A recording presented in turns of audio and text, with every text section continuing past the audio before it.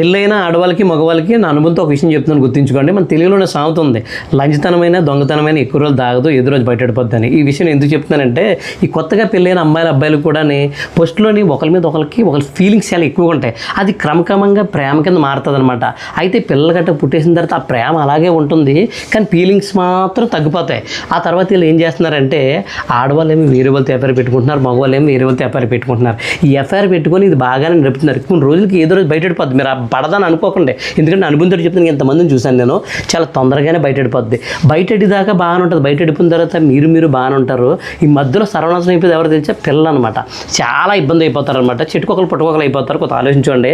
ఎఫ్ఐఆర్లు పెట్టుకున్నప్పుడు మీరు అనుకుంటారు, ఎవరికి తెలియదులే, సీక్రెట్గా మెయింటైన్ చేస్తున్నాంలే అనుకుంటారు. కానీ మీ పరిసర ప్రాంతాల్లో ఉన్న ప్రతి ఒక్కరు కూడా మిమ్మల్ని గమనిస్తూనే ఉంటారు. ఆ విషయం మీకు తెలియదు. అలాగే మీ గ్రామంలో ఉన్న వాళ్ళు కూడా మిమ్మల్ని పసికెడుతూనే ఉంటారు. మీరు అనుకుంటారు, ఎవరికి తెలియదు, సీక్రెట్గానే వెళ్తున్నాం, సీక్రెట్గానే వచ్చేస్తున్నాం, అంతా కూడా సీక్రెట్గా జరిగిపోతుంది అని అనుకుంటారు. కానీ మీ బిహేవియర్లు, మీ పద్ధతులు మీకు తెలియదు. కానీ ఎదటి వాళ్ళకి మాత్రం కంపల్సరీ డౌట్లు వస్తాయన్నమాట. ఏదో రోజు మాత్రం మీది బయటపడిపోద్ది. బయటపడిపోయిన తర్వాత చాలా ఇబ్బంది పడిపోతారు అన్నమాట. నేను అనుభవంతో చెప్తున్నాను. ఎంతోమందిని చూశాను ఇలా బయటపడిపోయిన వాళ్ళు. ఎంతోమంది చెట్టుకి పుట్టగా అయిపోయి పిల్లలు హాస్టల్లో వేసేసేసి చాలామందిని చూశాను నేను. చాలా ఇబ్బంది పడిపోతున్నారు. కొంత ఆలోచించుకోండి. ఈ ఎఫ్ఐఆర్లు పెట్టుకునేటప్పుడు ఏదో రోజున బయటపడిపోద్ది. అది మైండ్లో పెట్టుకొని ఎఫ్ఐఆర్ పెట్టుకోండి.